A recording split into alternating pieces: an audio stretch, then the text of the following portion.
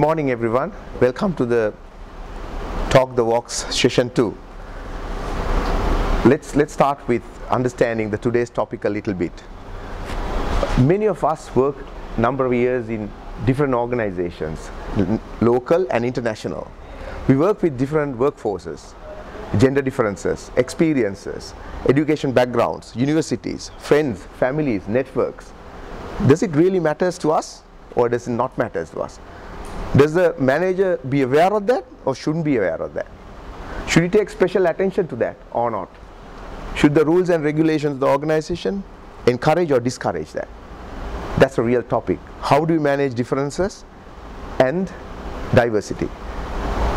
Many organizations nowadays talk about this in public and forums and encourage that. Why it is important to get the best results, best performance of any organization. With this thought in mind, we thought today's session will devote to discuss about diversity and inclusion. For that, I have brought, like we do usually, one of the two entrepreneurs of Sri Lanka and two best leaders I can find to talk about this topic. To the rightmost, I have Ramesh Shanmuganathan, Executive Vice President, Group CIO, and the CEO of John Keels. He's got a lot of experience behind him, and his background and all he will explain in a little while, but I can tell you he's one of the most passionate people, not only IT, but on entrepreneurship and bringing and doing things differently. Next, I have Lakmini Wijesundara, who is known in the IT industry as well as business, and also now in a lot of government agencies doing a lot of work for Sri Lanka. She has been an entrepreneur, business leader, and being a woman, I think this forum will really helpful to have her here. Welcome both of you. And I'd like to first start with probably with the topic. I'd like to start with Lakmini. Okay. Would you please give us a little bit about your background, education background, where you started, why you're passionate about running an organization, leadership, a brief introduction so that we go to Ramesh and start the questions. Thank you, Anura. It's a pleasure and a privilege to be here. So in terms of my background, I stumbled or I came across computer IT out of curiosity, I would say. Mathematics was an area that I liked, so engineering is something I selected. Probably, minority really. I was one of the few people in the class at that time. Started working in Selinco, in fact. There was a VSAT project, and then in Lankabel. And then I got the opportunity to start on my own, and since then, there's no turning back. So that's how I headed this way. So my studies, they were done in London. So I studied in Imperial for my MSc and in UCL for my bachelor's. And of course, I have no management formal experience, I must say. So I'm learning through, hands-on. So I think it's possible. It's quite interesting. So that's me. I think it's important to highlight you've been, why I said entrepreneur, you have started a couple of businesses earlier, and it goes back to my days, 1990s, late 90s, when we connected first. Yes. So Iron One is the current company that I run, and also a boat pack. These two are very successful right now, but this is not my first. So it's one of these journeys that entrepreneurs go through where we have to fail and then learn, and so yeah. That's wonderful. Ramesh, over to you. Yeah, so I don't want to bore you all with things that you could look me up on LinkedIn. So primarily my passion is engineering, computer science, management, the confluence of the three. So today my passion is in terms of getting technology work for businesses and how it could be used as a transformative power in doing what we could do best for John Keels as well. Briefly, so I'll leave it at that because I know that there are deeper questions to ask. Like this forum is not just talking, so I'll put you sometimes on spot, right? Ramesh, looking at you, the reason you brought in here was multiple reasons, and you know that. Probably you have figured it out. So you coming with a different ethnic background, you come with a strong education background. I was asking you earlier, can you speak French? Because I thought you're a fully diversified guy, if that's the case. And your mathematics degree, then moving into IT, and running an organization CIO position. How does it all fits into your day-to-day life? Yeah, I think probably, as you correctly said, it's passion that probably drives one to go that extra mile. So as a kid, I had an uncle who had a huge influence on me in getting into engineering. So I graduated from Broadening in engineering, and as I was doing my final year in engineering, I thought I didn't want to be yet another engineer somewhere, doing the same old stuff. What could really bring a difference in terms of changing what I could do? So immediately thereafter, I started MBA at PI as I graduated.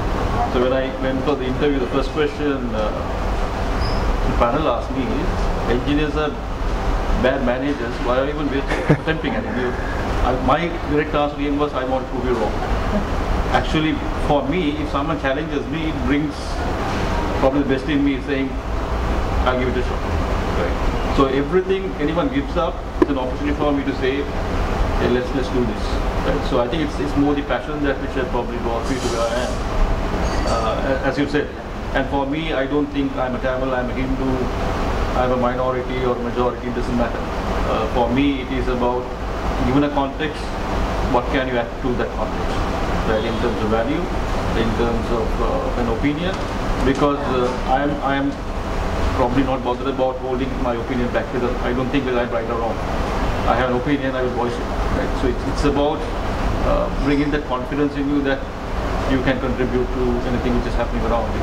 I think immaterial of what's happening around. Wonderful opening and brilliant, and thanks Ramesh and Lakmini for that.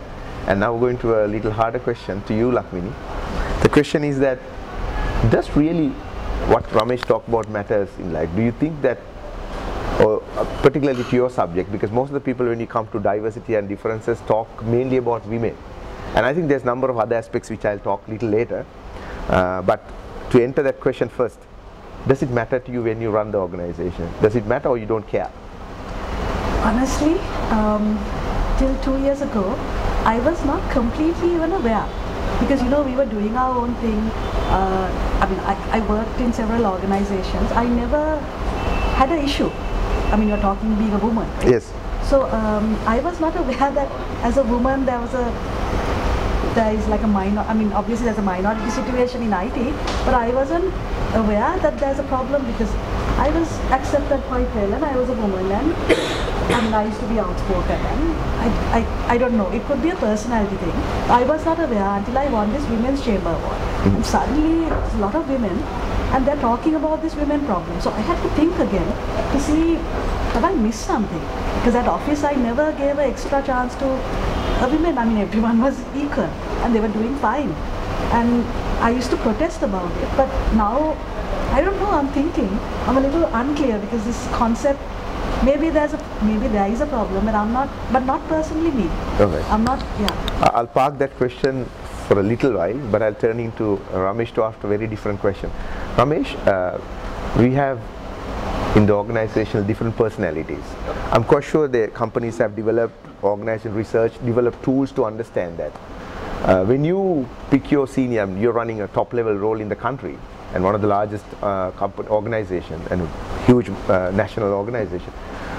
When you pick your leaders, how do you understand the personality? Because for this forum, this has directors, managers, people are at high level. How do you gauge the personalities and particularly the personal traits? How do you understand that? Is there a way that you do? Yeah, because there are scientific methods. I think we do profiling just like this, and there are proven methodologies at senior level. We do that. But like you rightly said, I think we hire at the senior levels for attitude, right? Because it is not your qualification which sets you apart at that point. Because now if you just draw parallels, I would just say, take Obama versus Donald Trump, right? As two successive presidents. Probably Obama, being a minority, got elected because he was able to unify USA in terms of a far-reaching vision for US. Whereas Trump probably used diversity on a different scale, and at each state he pitched what that state condition wanted to hear from him. Right? So he divided and conquered America. Obama unified and conquered America. Two different leaders, two different styles, but they achieved the same goal. But then the results could be drastically different. So this happens in organizations, right? In any leader. Because if you look at, say for example now, even if you take Sri Lankan context, I don't want to get into politics, but in an organization or in a nation, if you are able to unify a diverse set of audiences with goal, to a far-reaching goal that everyone forgets their indifferences, we succeed. So I very often say Sri Lanka unifies whenever we play cricket and against India. Right? We only want to win. We don't care whether you're Tamil, Sinhalese, Buddhist, whether you're lesbian, gay, no one bothers. If you can bring that ethos into an organization and say, hey, this is what unifies all of us, this differences doesn't matter, right? So that is the kind of diversity you need. If you have a leader who can unify and create a common ethos among the diversity in terms of going after common ethos, if that gets clear, the diversity doesn't become an equation at all. Right? So again, bring to the topic of the session, talk the walks. So that's basically, can what you do justified in front of your stakeholders is the biggest question on this. So looking at you, Ramesh, I'm quite sure your actions prove that, and that's why you're bringing, like, that's how you run your organization, correct? Yeah, because I think, as I said, now if you look at today, the roles that I've been at John for the 18 years, I started off as a, when I came back from US after master, I joined as a manager at Cambridge when Keith Moore was there. When Keith Moore left, I took over as CEO. I hadn't had any experience being a CEO.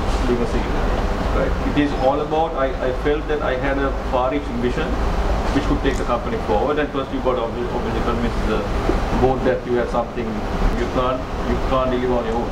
So that is where you need to probably then have a chemistry with your team, and that doesn't matter whether your team is just becoming a yes man for you. If they just become a yes man, obviously they are not going to be bad. So obviously one of the things that I've learned over the years is that sometimes the way I speak, I'm very kind of authoritative, sometimes arrogant, sometimes people say that you don't listen to us. So that feedback is important. We will none of us are perfect. And then we have to probably reflect on what we are hearing and say, hey, how do I now moderate myself to let people around me kind of feel comfortable around me, right? Because that's one of the things which happens when you're authoritative leader. People in the back off with the shelf, right? So that does not reflect well for diversity and inclusive things. So that's something that we need to then become aware of. 360, all these tools that helps you to kind of get a handle of it. Right. So we talked about a couple of things here. We talked about personalities and how do you identify at your level and how do you respect. And I think the last thing you mentioned was solid. It's just not that you practice that in your own, but also you are happy to get the feedback so to adjust. Okay, now I go back to what I parked there, Lakmini. I said many people talk about the women in leadership and women in workforce as the diversity, and for some reason this part of the world only sees that as the diversity. But let me open the eyes for the diversity that has age groups. Like if you look at a company like B&Q in, I'm not bringing more examples of other countries because you guys will have a lot of experiences locally, but to highlight one international experience of B&Q as a home gardening company which is operating in Great Britain. And they have changed their culture, their diversity into hiring aged people. And they have become extremely successful as an organization, today opening large outlets and a lot of outlets. First being that they find these people are calm over 50s and have time to explain things how the gardening should be done. And secondly, they are more passionate, and thirdly, they are more accommodating. They can listen because they have gone through a lot of life cycles in their life. So diversity is not just women. Diversity has age groups, XY generations. I think most of us may be X and Y generation here talking today, but there can be Y and Z generations. And there are, of course, women in workforce and leadership. Then LGBT, which is not legally in Sri Lanka, but in some other countries, lesbians, gays, bisexual, transcend. And then comes to the black, brown, white kind of dilemma. Again, another aspect that is, which is not common and not outspoken, which we talking catch up earlier, is about differently able people. It could be physically or vision blind type of people. So these are all aspects, or some aspects actually, of the diversity. Turning to you, Lakmini. So we talked about women. How you as a leader in Sri Lanka encourage the management, entrepreneurs and executives to look at these aspects, particularly on differently abled people. I'm bringing a topic which is not openly spoken in other forums in Sri Lanka. Blind, maybe physically disabled to walk or sometimes talk. How do you as a leader encourage, help them to grow in this society? It's an area I think that hasn't been focused too much yet. In fact, when you brought it up, I started thinking about it, even age in fact, because we haven't, even when we are doing recruitment, we haven't particularly focused on it. You know, if somebody has applied, they come in for the interviews and they get selected or whatever, but we haven't particularly paid any special attention. Like even in the recruitment ads, we are not writing it and encouraging people. This is something, in fact, even for women, or now if you take the handicapped or I think there's a terminology, politically correct. Yes. So that that itself it's a little more difficult, because if somebody is blind, there has to be a particular role, and some of these officers that they're having for handicapped people, how to approach them. Unlike overseas, there are those problems. Actually, our current office, there's a staircase to get to it. So we have to look at all that. But this is something we should start looking at. And I'm glad you brought it up, because I hadn't also looked at it in a strong way, let's say. So.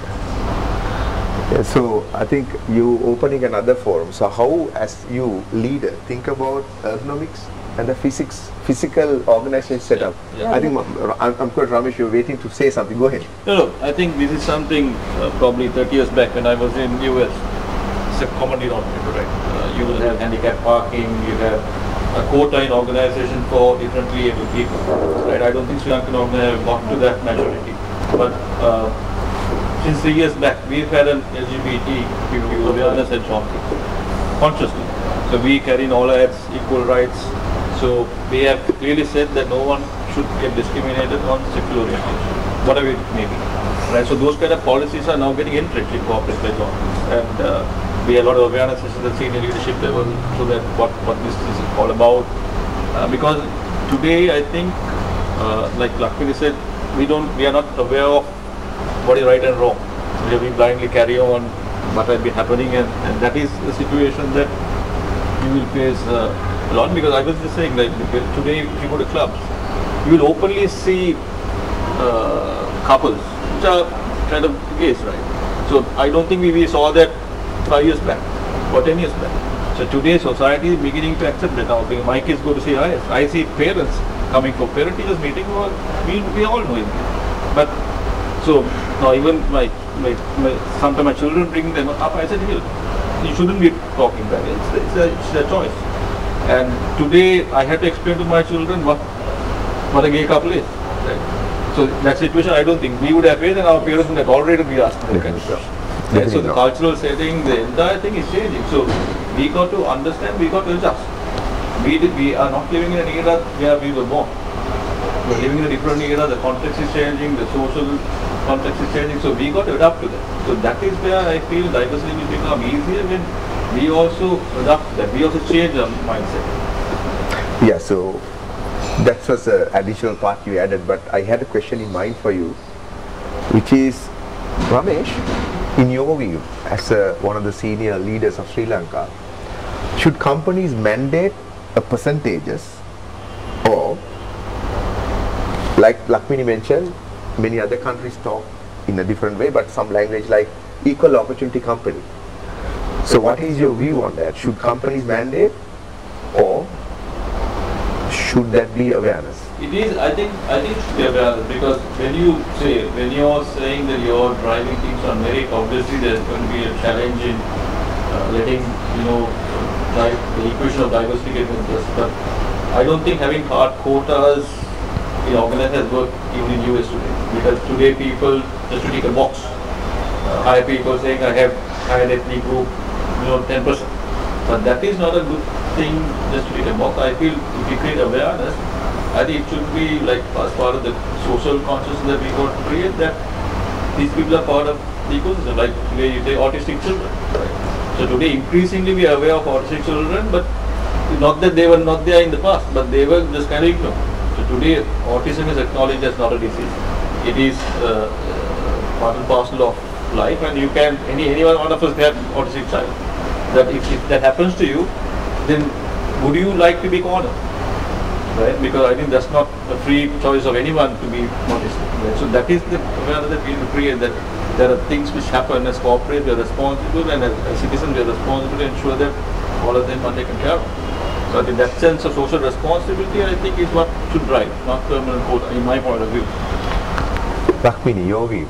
I have a slightly different view. Okay. Again, this topic is very, it's untested really. We don't know what the final result is. My view is, originally I used to be against quotas. And then I was at an event where a Microsoft lady was there and they were talking about these quotas that they use. Apparently Microsoft use quotas. So my thought is, if a group is unable to get to some position and there's no role models and you don't really see them there, society is thinking that probably they're not skilled to be there. So I'm thinking for a short period of time, if quotas are there, even if they may not be the best people, at least there's a chance people are seeing that they're getting to that position, let's say project management women, the area that a lot of women don't even apply, and then they get confidence because there's a quota, they'll get it. Then after a period, people are seeing it, it'll evolve, and then you take it off. I don't know, I'm just thinking maybe just to fuel it. Now I know that Parliament has put some percentage and we are seeing all sorts of, probably unsuitable people there. But then it's a topic now, none of the women in that local government, no? So next time around, maybe some better candidates will go. I don't know, I'm thinking. It's an evolution maybe. So that's my thought right now on that quota topic. Right. So once again on the quota we'll come back again, but I thought asking you another one. Sri Lanka has, I know you're connected to, the reason I'm turning to you for this question is because you have connections to some of the information agencies and working with them. So when you look at Sri Lankan's workforce retirement age is, if I'm not mistaken, 55 by the labour law. Talking about aged workers, how would you think the entrepreneurs like you and the government see this? Bring you more perspectives. You look at countries like Australia, they have 70s, and I think America removed that barrier. Is it something we should look at objectively? Because you said there should be quotas. Now I'm bringing you another question. Should this be a quota? Should we remove the barriers? Or no, we should operate as usual? I'm going to share my personal view. Right. Because it's something that I will personally canvass in a forum that I'm able to. I really believe 55 is a very young age. And Thank you. after after so much experience, you let a person go off at 56 or just after 55. I think it's a loss. Now as we grow older, they are not seeing 55 at all as a old age, so to say. And I really think maybe there should be some age just to create some kind of some policy, let's say. But 55 certainly isn't. Maybe it's 60 or 65 or something like that. I don't have enough statistics about it, but 55 definitely is too young. Right. Ramesh, I would like to turn, because that is a question we should look at all angles, a corporate like yours. So I think one of the challenges that we have, as I said, if our economy grew the way it should have, like Singapore, I don't think we would be talking about people retiring at 55, because we will obviously need the talent and the capacity. Today I think that equation becomes an issue, because today we have more people getting educated and they're coming into the workforce. Today if you look at the unemployment rate, I'm not too sure, they say it's less than 10, but where do we stand in terms of creating jobs? So that is again in terms of attracting diverse workforce into corporates, to entrepreneurial thing of starting their own. if there are enough things to go around, I don't think age should be a barrier, because if you're working for someone, age becomes a barrier. But if you're working for yourself, I don't think age is an issue, right?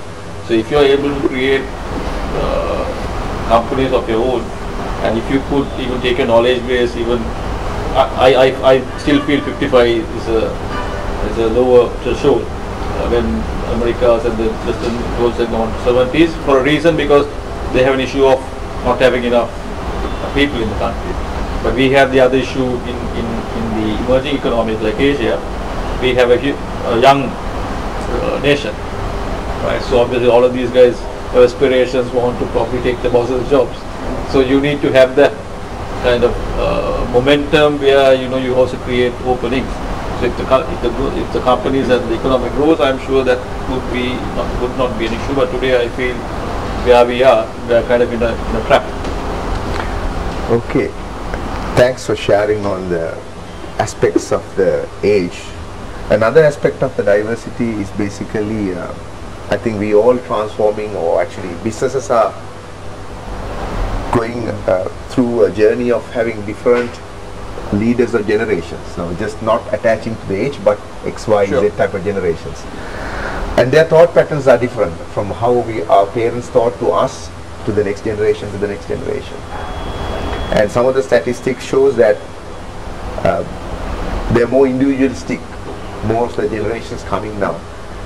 Turning to you, Lakmini, working with the senior leadership, because I know you're running companies at few things in the country at a CEO level, so you're mainly dealing with top level leaders. So what's your view, particularly when you, not about hiring, this is not about hiring, working with X, Y, Z type of generations, does it create frictions or does it create healthy dialogue? What would you do as a leader to encourage or discourage? Actually, what you say is right. These generations, there are certain characteristics. And we gather together and sometimes talk about it. We think of ourselves, when we started out, and we compare with the new generations, we're thinking, why are they like that? We can't sometimes understand. We used to take so much responsibility, we used to work so hard, and nobody had to tell us. And that's what we are now. So we're like worried, thinking these people just like leave their thing, they call up in the morning and say they're sick. No sense of any, the whole thing collapses. So we're struggling actually. But when it comes to the older generation that we work with, it's a pleasure actually. They're even more responsible than us. Let's call it that. So I think even we have downgraded. So I do feel it. We don't have an answer. In our company, we are wondering how we can make them responsible. I'm wondering whether we have to make more purpose statements like what you said collectively. So we're working on that. In our company now, we came up with this purpose statement that achieving the seemingly impossible is what we are going after from a global standpoint. Actually, we are doing it, and the senior management personally, every time someone says something is impossible, we say, yeah, that's exactly what we have to do. So it's kind of like a fun thing now in the company. So the younger people, I believe, like you said, all this diversity, age, everything will merge if the purpose gets instilled. No? But if you talk to me like in a year, I'll tell you, we're trying now. Ramesh, I'm quite sure you have a different perspective. No, I think just take this audience. I know there are about 30 people. Some of you I know, some of you I don't. Now, this is a diverse audience, right? So we are meeting for the first time, and we only know what brought us all of us together is this topic of diversity, right? So I can't, now looking at your eyes, can't think what's going behind your thing and what are you thinking, whether you resonate with what we are saying or not. And this is the same context that we have in an organization, right? In an interview, I can't judge the person, right? But obviously, now today with the social media, all of these tentacles with LinkedIn, Facebook, all of that, I probably get a better sanity of the person much more, right? So today, I think the generation gap, so to speak, is ZXY, all of that stuff. I don't strictly go by this classification of when they were born and stuff. Right? It is ultimately about the attitude and the aptitude in terms of adapting to a context. Now, say for example, now So today, if you look at the kid, when we were kid, I think we always, as human beings, gone benchmarking, right? When I was a kid, I did this. Now, I tell my kids always, they say that when you were young, you didn't have all of this stuff, so you had to do this, right? So that is their thing. So sometimes we benchmark our own life with other people's, right? So that is where I feel maybe we are doing something wrong. I'm at fault as well, because we don't have any other thing, because we as human beings, we want to compare. You know, when I was 10 years, I did this. Now you're 10 years, you're not doing this. You're doing different things. You're not studying. You know, all this stuff. But today, they have much more opportunity than we had when we were young. That's a given, right? So today, I think that is becoming a distraction. So today, I think even at John we had this issue, right?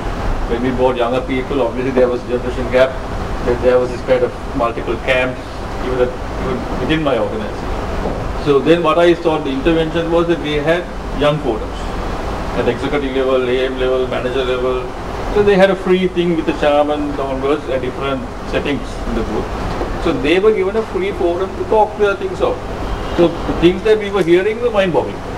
You know, sometimes they were saying, you know, you guys are even stupid to do this, because we wouldn't be doing it, right? So when you kind of listen to them, you also understand that they have an opinion which is valid. Maybe we don't see that perspective. So diversity is about that. You must understand that today even a kid at 10 years has an opinion. When we were 10, we were not given an opinion, right? I have the father, you up and do it, that's it. Right? So today that's different. So even in an organization where there is authoritarian culture, I am the very boss, you do what I say, full stop. Today if you say, bugger off, I'll better find another job. Right? So today they have options. So today it's about, I always say in the services industry, our assets walk through the door, they voluntarily decide to come back tomorrow. And they spend more time at work than at office. Absolutely. So how do you create an environment which will attract or repel them? So today the challenge for us is that, can I create diversity where anyone, whether irrespective of race, caste, ethnicity, whatever, decides to walk back to the office because they feel a sense of belonging. So that's the culture that you need to create. The culture is purely because the ethos of the culture is the beliefs, your behavior, and whether the value ecosystem of the organization contributes all of that to bring it together. Right? So that's not an easily achievable thing. Even as a country, the same thing, right? Why would, if you look at people wanting to migrate, they pick Australia, why? Because they are tolerant of it, the diversity. They don't care what religion, what thing, but obviously they have several other issues which came about it, because then people started kind of creating things within it. Yeah, so just to connect something to the audience, it was about comparison, that we always compare our children, and there was a joke about father of 50 is asking from the son, look at your age, 15, look at that guy, he's a singer, he's doing well, and that guy is a runner, he's doing, and that guy is a cricketer and all of that. Your age, what are you doing? You're not doing anything. And the child looked at the father and said, you're 50, look at your age, or 55. Where is Barack Obama and where you are? Look at, so I think, and where is Steve Jobs and where you are? And father keeps quietly walk out. I think that's a good, to be honest, what you brought was a valid thing, that as fathers and mothers, we, and particularly older generation, we compare. But I think we need to also understand their perspectives are different, and we should respect. And I'll bring a topic that is, so they are very relevant, the answers are, very close, but I want to bring it to forum so that we don't miss it out. Another thing about Sri Lanka is one of the diversified ethnic groups. I think India would be much higher, but comparatively in the region, we have. And to your question about Australia, and I can remember 20 years ago, Australia was having more encouraging about adapting Australia. Now they talk about, if you have a society community, the local governments give you funds to have you local funds, like Chinese and Sri Lankan New Year's, they'll give you funds, so that because they encourage diversity, Australia has realized. So turning to you, looking at the multi-ethnic diversified country, does ethnicity is also a matter of awareness, or in your view is it a matter of I don't know why I'm coming always percentage to you. Yes. Is it a percentage quota? The women thing, No, not about that. no, the women thing, I had thought about the quota, but for ethnicity we hadn't, because actually, again, I can draw from my experience and how we relate to the company. There was a time when it came to IT graduates, the Jaffna graduates, the people who, the Tamil, they excelled when it came to the interviews. There was a time that right at the beginning, when we were maybe 30, 40 people, we had probably like more than 50%. It was Tamil graduates from Moratuwa and Colombo and places like that. So it's evolving, it's on merit. So that aspect, I think, there is no reason to give them any more confidence, because they are confident already to apply. The quota, I keep on talking about women because there's a confidence issue, I think, of applying. The application, not the work itself. I don't know. So that's my thought. Yeah. You want to share it? No, I think because I can relate to my life. Grade 5 I started Hindu college down the video because my mom used to teach there. So all I had were Tamil friends, right? And in grade 6 I moved with admission test to Royal. 14 classes of Sinhalese, 2 classes of Tamils, and the Tamil classes, the class which got formed new was the admission. The other class was from grade 1, people who came, right? And forget the Sinhalese students, these 2 classes are fighting. We are the buddy Royal, you buggers who just came from nowhere. Right? So then the next year they mixed the 2 classes. Then that problem vanished. I'm just saying, I have learned simple example throughout my life. The diversity is about the context that you're in. Now today, this ethnic issue also I feel, because people in Jaffna feel something about Sinhalese here feel something about Tamil, because there is no opportunity for them to mingle. So when you create diversity in each and every opportunity that you have for people to get to know each other, that falls away. You become tolerant of each other. Today I have more Sinhalese friends than Tamils. Right? So it is about, then you don't even think about it.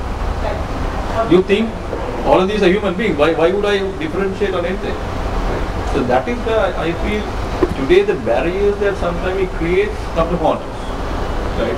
So I feel now, if you look at Singapore, Hong Kong, I sometimes feel that we should have been a British colony all along. We wouldn't have any of these issues, right? Because the unifying thing would have been English. But today, if you take Singapore, Hong Kong, better off because of that. Because there was a unification point which was far more than your ethnicity, your religion, or your language. But today we got into this because of certain political things. These are again what I'm saying. When organizing happens, we call it politics. Right? So politics try to use diversity for their own benefits. So even at management layers, sometimes we do that. So when you start doing that only, then organization gets kind of disintegrated. So whatever happens in a country, I think in a context, it happens in the organization, it happens in our QCIs. Now today they're having a Vesak assembly. Right? I've seen Korean children dressed in very this thing for the Vesak. So this is what I'm saying. So they have all the religious assemblies. And anyone is open to participate. They don't restrict only Buddhists can participate in Vesak. Right. So then you become appreciative of each other's culture, you're tolerant of each other's culture, you don't ridicule. So that becomes a setting where I feel today, even when we advertise and recruit, the international students and people who have been overseas have a much more different outlook than Sri Lankan graduates and students. Not for no other reason, because the exposure and the mindset and the attitude is different towards life. Right, I think once again, highlighting that, I think you're talking the walk, both of you, because about the mentioning about women, I think you're a person who always educate and aware of that, and not outspoken for the sake of doing that. And as a leader, you demonstrate. Same way, I look at you and I think you're talking the walk, because when I look at your walk, most of the leaders, as far as I know, are also different ethnic groups. They are not just yours. So I think your point is really, really valid. It's just that society needs to recognize and appreciate of the differences, and they need to live together. And that is where those countries you mentioned are successful. There are other 2 topics I want to bring before the question starts. One of them is interestingly something outwardly looking at from Sri Lanka, not inward, outward. It's It's basically about the topic about time zones. I don't know how many of you in the audience are working on different time zones. I know the two speakers are working in different time zones, working with different workforces. And I know some of the workforces reports to you from different. Being looked at Sri Lanka outwardly as a developing country, and sometimes they say it's a cheap labor. So people have the tendency of picking their time zones to operate our business, or their time zones for us to operate and support them. In fact, we all are equal employees. I probably start first to Ramesh in this aspect, because you are the one who's having a lot of. How do you, as a leader, encourage for your foreign parties looking at outward to encourage and appreciate the fact that we are in a time zone and we should accommodate our flexibilities? So I think it's about a give and take policy. I think whereas it is internal to our company, we obviously have technologies where, like Skype and stuff, where people are able to even not be, if they can't be online, they could even use offline media. But if it's with customers and principals, we obviously have set of things where we don't kind of stretch both parties. If there's overlapping zone, other than when you go to the extreme thing of US, where you got to kind of either we got to work midnight oil or they have to. Right? So it's a give and take in certain aspects. As I said, ultimately, if it's a goal that you're after, you can compromise on a lot of these stuff. So I think that's where I feel we need to, it's a give and take that we should have. It's not kind of, I am the customer or you're the customer. I think that needs to be a bit of flexible policy around that. So I'm putting back to you that question again. Does it really happen when you work? I know that you're trying, but does it really happen with your partners outside? In terms of customers, it's tough, but partners, yes, because we are a bigger group as well, so they also don't try. We are a pushover. So because of the scale, we are able to kind of command kind of some kind of respect and conformity in that sense. But I know with smaller companies that might be challenged. Mm-hmm. For diversity, it matters, Lakmini. How do you respond to that? For that time zone? In fact, they are facing that now, because from the US to Australia, the whole thing, the day starts early or day starts late and things like that. So we currently handle it for overlap. So it's not a complete time shift, but there's overlapping time and there's a compromise going on. It's something probably we need to focus on more and more and see how we can fine-tune it better. Of course, when it comes to customers right now they are very product-oriented. So customers, the support staff, of course, have to be there. It's actually 24/7 really. Yeah. There's no compromise on that. So this is more internal partners, our staff overseas, they compromise. Okay. Right. Before I go, my last area on the topic that I want to cover is about well, I was thinking whether to take it. Yeah, let's take it now. About the parental. One of the things in Sri Lanka that is missing compared to other countries like the differently abled people is the parental. So I'm not going to ask any question, but I'm asking your view, both of you. Any one of you can answer first. What is your view on helping and keeping them occupied to the growth of the organization and support them when they first become parents? Because you can't exclude people because they are parents, whether it's a mother or a father, because they have disturbances time. I'm quite sure you remember, or we all remember how many times we were disturbing our parents when we were kids. So it's, I think probably from a naturally point of view, I don't think Sri Lankan companies have gone to the level of Western countries like having pressures and stuff for parents to bring kids to school. But I know one organization, Irrigation Water Management, which practices that here in Bathroom, where it's an NGO. So the challenge that we have flexibility around things, right? Say for example, to take me personally, I start work at 7 o'clock. I'm a single parent. So I start work at 7 o'clock, drop my kids, come here, I pick my kids, go home for lunch. I break off about 1, come back at 3, then go on to the 7. So as long as things get done, my organization is tolerant of that. And I had the same policy with my kids. And a lot of parents take off at 12 to pick the kids to certain of the shows, and we're okay with it. So we don't really clock. You put in 8 hours minimum. As long as things get done, what time you do stuff and do things is immaterial to an extent, as long as we are not blindly kind of, if there are meetings and stuff, obviously you've got to be around. So certain times, I have to go, I have to send the kid to the bride. So these are things I'm saying, we need to understand today the lifestyle that we lead is totally different to what was there a couple of years back. So today we also need to be empathetic towards that. So today there are a lot of single parents. And so you need to also take context of your organization and the staff and their needs as well. Because if they are not happy, they are going to be productive. However diverse they are. So then you need to understand that, as I said, we may not have the facility with the 5,000 executive organizations like John Chris, you have pressures and all of that. But then in terms of policy and in terms of your own management style within your own org unit, you could probably impact how that is managed. Wonderful. Lakmini. Yes. So I don't have kids, so I don't have a direct experience. But many of my friends who have kids now in the age group of, let's say, 8 to 15, many of them overseas, they are using this 3-day work type of thing, which is a little unheard of in Sri Lanka. I mean, I don't know, maybe a mistake, but it's a very, very common thing. And the two parents share the picking up and that kind of thing. And of course, concept of the single parent is very common. And daycare. Yeah, and then this daycare, school provides daycare as well as, I didn't really hear companies providing daycare. I always heard the school has extracurricular activities, that kind of thing. But here, thing is, I think we are expecting grandmothers and that extra group to come in and support.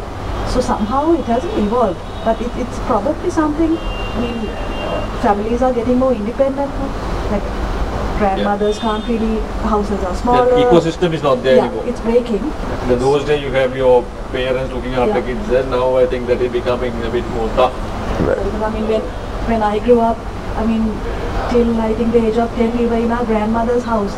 And our aunt was there, our cousins, so it's like large houses with multiple families, and now it's not. I mean, my siblings have different houses, the whole thing. So maybe it's something we have to look at. We have not. I remember when the budget proposals came, Finance Ministry asked us to come, and I didn't know exactly what, but I put, why don't we look at pressures?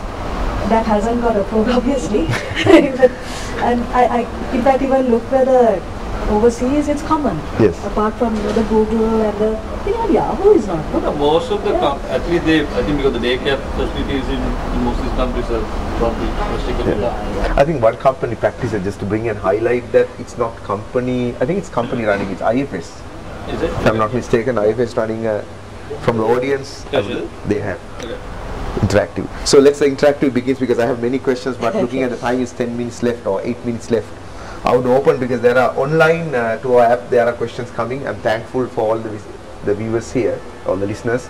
There are questions, but I'd like to get online rather than looking at online, from the live questions from the audience first, to these two brilliant people who can answer them on the topics or anything that you did not cover yet. I have a question. So in countries like US or UK, so if you are in age 40 and if you are, let's say, marine engineer or someone, and if you need to get into IT, they are very welcome. But in here, if you want to become a civil engineer, being an IT engineer, then they will ask why you are changing your jobs. You don't have much focus. You are distracted. Excuse me, Ramesh, for the recording purposes, the question is, wouldn't have here, the question is, why doesn't, like other Western countries, Sri Lanka encourage people to move or actually shift from one industry to another industry? Why the private sector and government does not recognize? I think one of the challenges I see is in Sri Lanka, we most often than not look for specialists in these kind of roles, right? So I think the only way we measure the specialization is through experience, right? Because there is no better way of doing it. I think that's one of the reasons I think we also look at these. But there are people. Now, I've had situations where a doctor qualified medical doctor, came and said, I want to do IT. And I said, okay, I'm not disputing that you want to change your career, but have you thought this through? You invested so many years to become a medical doctor, now you're saying you want to do IT. So I think it through, talk with your parents, maybe. I said before you take that decision, make sure that you reflected upon well, because this is not a thing you can reverse. So I think if you're getting competency in an adjunct area, I think from a career point of view, it's an advisable thing. But if you're taking like a 180 kind of a shift, that is where I think these kind of questions I would think even Sri Lankan context would get asked. I'm not too sure. Now even we recruit, we have an incubation where we farm SCT consultants, right? So last time, and we take about 10 every year. The last time we had about 500 people. So in the final interview, actually, I am one of those people probably who test the conviction in asking these questions, is because when you get into a niche skill like SAP or consulting, it's not a thing that you can then kind of know after investing a couple of years, because your prime time you're talking, early 20s. So that's where we are very careful in career guidance. So as you say, in 30s, 40s, if you're making the switch, you also need to make sure that your experience matters, because otherwise you're going to start afresh and you're going to compete against people who are going to be at the same level at 20s. So given the option for an organization, I would pick the 20s. Because given that there's an option, there's nothing wrong with you or your choice, but always the safer bet for the organization is the person who is coming in with the skill set and attitude that I could bend and move. It's not about a diversity equation, it's about given the choice. Right? Because ultimately I got on an organization, given the options, what would I do? I think that's where you need to probably put yourself and reflect in terms of who will be competing against you for the position or the skill. But if you're trying to do something on your own, it will matter. So it depends on the context. Okay, thanks Ramesh. Any other questions? This is getting filled, so if you want to ask, it's getting one by one questions coming online. One question I have, especially regarding working in different time zones.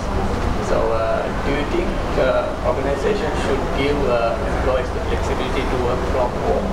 Most cases where certain foreign countries have used and they think it's productive. And or do you think that do more harm than good in Sri Lankan countries? Working from home. So that's very relevant to us. It's actually a question that we are trying to decide. To an extent, the morning shift, we allow people to handle some of the calls and everything in the morning shift, but they need to come to office to do the coordination. So it's a practical situation. If you take a manager, for example, he has to be at office a lot of the time because a lot of meetings. So it is based on the job role, and we really don't care whether he does it at home or not, but if it's calls with overseas and if we don't have any complaints, they are fine. So that's how we look at it. And also increasingly I think that's happening. The only caveat I would see is that if you have confidential information that you have access from home. Right? Other than barring that, I don't see a reason, because I have a lot of my people doing that. But if you have to access to system, maybe access to customer information, then depending on the role, there would be obviously governance factors which might not allow it. I have to add to that now, the software engineers, because we are ISO, at the moment there's no way. They have to come to office. They can't touch the code without being in office. Maybe we haven't looked at anything beyond that. But the context I talked about is the coordinators. But again, actually what you said is correct. I need to check how that is managed. So I think there are two questions online covering previously about one is about the parental, there is support question, we talked about the childcare.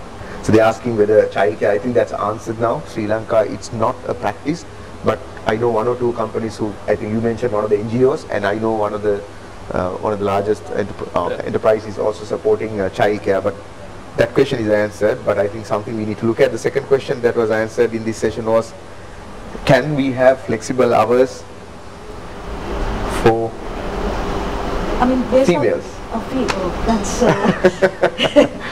You're trying to get a different question, but that's a question. That's kind of a hot Particularly, I topic. think the question is about the mothers who have children. I mean, the flexible hour thing based on the role. I mean, if you're customer facing, there's challenges. But if you're an internal person, you know, more reporting and things like that, that choice is there. But I must say that we haven't formalized anything for specifically for those who have children or anything like that. It's not formalized as a more casual understanding between the managers. That's what's going on now. Because it's a challenge, right? Because now recently, you know, there was a debate about paternity leave. I don't think Sri Lanka has ever had that situation, right? Fathers asking for leave. But today, Why not? that is going to become a challenge because we have to deal with those kind of situations. So today, because that's why I don't think we should have a policy which is gender-based. Okay. Increasingly, because today, because of the constraints, you also feel that there are situations which warrants even fathers to always be on. Yeah. Right? So that is why I'm saying it is about ultimately you taking context, knowing that family enough. Like you said, diversity is not about saying I have 10 females and 10 males, but do you know your employees enough and their personal challenges to facilitate them? It's not about having a policy saying we have so many maternity leave and we offer diversity, but are you really interested in the welfare of your employee? So if you are, I think you will be situational, you will be empathetic, you will find a way of letting that happen. I have no choice than putting you on a spotlight now. Do you discourage hiring pregnant females? I haven't had a situation where pregnant people have walked into my office, but if you look at from there could be certain biases. I wouldn't prevent if they are good, but there are certain biases, as I said, given the option of me hiring a non-pregnant woman or a boy or a pregnant lady for a job which is immediately requires attention, there would be. Example, traveling. Yeah, traveling to maybe the hours that they have to put into, you know, there will be certain context situations. So that's sometimes your personal biases would set in. And that is why it's important sometimes to have a policy. But So there's a very good question, why is diversity started globally and outside Sri Lanka was one of the reasons is males and females became a very popular topic because of the pay difference. I know for a fact countries pay different salaries to the same job for males and females, for a fact, and that is why they are fighting to have. So this question is around that. Recently I read that UK has a diversity on pay for female and male employees. Do you have that in Sri Lanka? Basically the question I think is twofold, that it's coming from the forum online. They have a different pay, I think they're trying to fix it now. The question is, do Sri Lanka pay differently for males and females? not at John. I never came across that, not at our place, and I've never heard. Yeah. I'm surprised. No, I don't actually, think, yeah. no, we have differentiated pay for, no way. I've never It's heard. all based on positions and this thing, nothing about. That question answered, that is another very interesting question. Probably we have to come to the end in a minute. Can you please share a success story of using diversity to the benefit of achieving organization goals and challenges faced on solving such success? So you had a problem and you used diversity to solve that problem. Asking an example of your work. So if you look at, I think what John is doing, John is ex-open innovation. If you look at today, now we are saying we are a conglomerate. We are at a point where we feel sometimes the speed of innovation outside is happening faster than with the organization. So we started the John X Open Innovations program. So we have most of the guys who are coming and pitching with ideas and all that just out of unique. Right? So if we had this mindset that only the senior guys who've been in the organization knows what we should be doing, we won't be doing that. So it's about diversity to an extent of saying that our borders of John is not confined to the physical boundaries of the organization. Right? So today we are also crowdsourcing people from outside Sri Lanka. Data scientists, I have data scientists working from LA, but Sri Lanka. So we are sourcing skills, even we are sourcing skills from universities on specific things on a need basis. So the issue is about ultimately, as I said, it's a unifying goal that you want to achieve and what does it take, right? So are you saying to achieve that goal, I want to now say I only want to use A, B, C and D, or the whole world is my option? So diversity is all about that. So today if you feel your employee could come from anywhere in the world, I think that is a good enough diversity policy. So then you are not saying, no, even with ETC agreement, I was for it. I said, no, if we are saying just by Indians coming we are going to lose jobs, I said, then we are being psychotic, because what I am saying is if we are confident about ourselves, it's an open economy today, the entire world is. Right? So we have to hone our skills to say, who hell comes free, we are competitive, we are capable of doing things. Right? So I think that's the perspective I think we need to take here. It's very difficult to give an answer in what was expected, saying single example. Lakmini, you want to respond to that? Or? I actually agree with Ramesh. I'll take it in our organization from a global context. Now, we have people from different countries. Now, why did we not put Sri Lankans? Now, originally, actually, we did that. But it's profiling. It's basically for the job that they have to do. It can be their, it can be their nationality or anything like that. That if they have that experience, it matters to us. Correct. So we're not really biased, so to say, but it's more job focused, purpose focused. Yeah. So I think languages also help, right? If you have to have people in some of the Asian countries, China, you'll have to have that language skill. So you have to different diversified group you have to look at. Yeah, and especially customer front end, you have to, they have to be pro-customer, culturally savvy as well. Yes. Yeah, I think one of the strange things which I can't still explain as a human behavior, because talk of unity and diversity. A couple of Sri Lankans we bump into in Sri Lanka, people never even look at that. But a foreign country, you pass some guy talks in Singapore, you definitely want to try conversation, even if you don't know. Right? What's the unifying point? It's only that common language, or we know this guy is Sri Lanka. So ultimately, it's about our beliefs and behavioral trends, right? Which conditions all of this. Right. So one last question, because we are over time by a couple of minutes now. With regards to succession planning and so to groom a candidate to take up any position, so that candidate might be across several generations.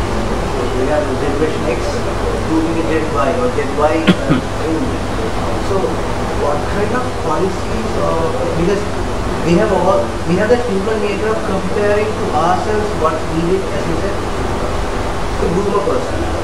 Is that the same method of policy that we adopt, or what sort of stand should we take in terms of grooming the next gen people? It is again, now say for example, if I ask you a very kind of blind question, who should be an next Prime Minister? The issue is, now when you say who should be next Prime Minister or President, we will scan in terms of potential candidates. Okay, these are the guys. Now there is the Rohan Padawat on Facebook saying he wants to be next President. There are, so the issue is, now they are not the standard profile that we have got used to saying, okay, how is this guy going to be the President or Prime Minister? Right? So in organization it's the same thing, right? So today, now when you look at yourself and say, oh, this is my boss, I have 3 peers, okay, I have to only compete with these 3 guys.